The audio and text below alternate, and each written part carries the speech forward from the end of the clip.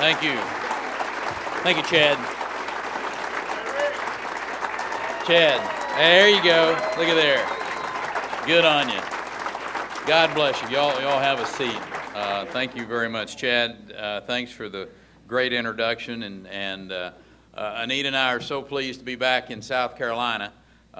We were just making a comment. It was just six days ago that we made that announcement. It seems like about a month ago. We've covered a lot of country, seen a lot of people, but a great privilege to be back in the Palmetto State, and good to meet with all of the legislators. Bobby, it was good to just get to sit and listen and share with them what y'all are doing here. And speaking of them, your speaker is one of those unabashedly proud conservatives, and I'm proud to call him a friend. Bobby Harrell. Thank you, sir. And Anita will share with you, it has been a whirlwind for the last 7 days as we moved across Texas, but it was I look at it as an awesome, we covered that much country. I guarantee it seemed like we were going from El Paso to Beaumont, and in fact we were going to New Hampshire to Iowa and back to New Hampshire and then to here. So it has been a whirlwind, but it was the opportunity to look people in the eye. It was the opportunity to shake their hands, to discuss their hopes, their dreams, and frankly to earn their trust. I happen to believe that our message has momentum.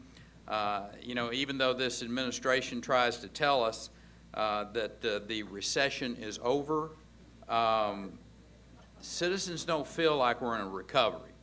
If you're one of those 1 in 10 in South Carolina that are out of work, or one of the job seekers who, you've looked so long that you've just given up, you know for a fact we're not in a recovery. The fact is 1 in 6 work-eligible Americans cannot find a full-time job. That is not a recovery. That is an economic disaster.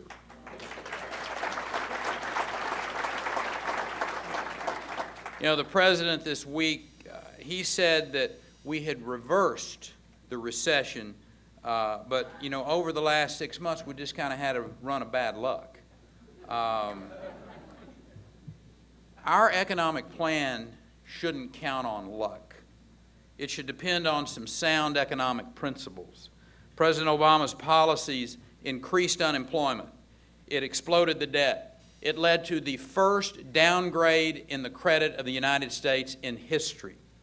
We don't need an excuse maker as the commander-in-chief who assigns blame instead of taking responsibility. We don't need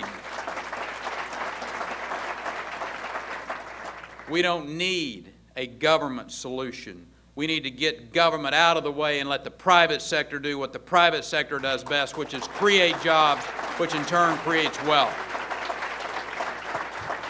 The fact is the President's stimulus plan has failed. The Obama administration recently referred to food stamps as an economic stimulus. Food stamps are not the solution. They are a symptom of the problem. Too many people are without work. Most Americans do not yearn to be dependent on government subsidies. They want economic freedom to have a job, to work, to take care of their family. That's what Americans yearn for. The central issue of this election is going to be an administration that believes Washington must be our caretaker, and the people who want Washington to only care for their constitutional responsibilities. That's what this election is going to be about. We've tried for 2.5 years, government trying to create jobs. It's time for the private sector to be given the chance to create jobs. We talk about job creation. I'm pretty proud of the record that we have in the state of Texas. And since June of 2009, my home state has created 40% of all the jobs created in America. And as governor, I've governed on just a few but basic principles. Number one is don't spend all the money. I need to try that, Wendell, in Washington, D.C. Don't spend all the money. Keep the taxes as low as you can while still delivering the essential services.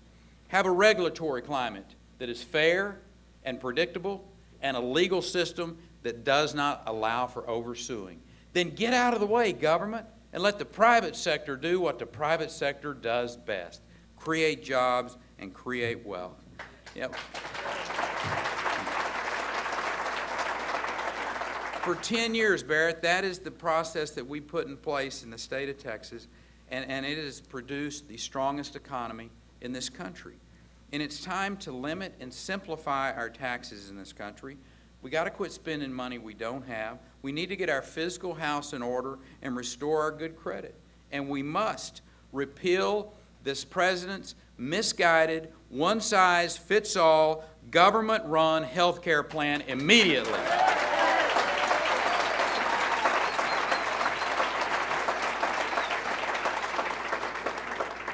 Bobby, I am positive that I do know South Carolinians well enough to know that they believe that the best long-term source of government revenue is job creation, not higher taxation.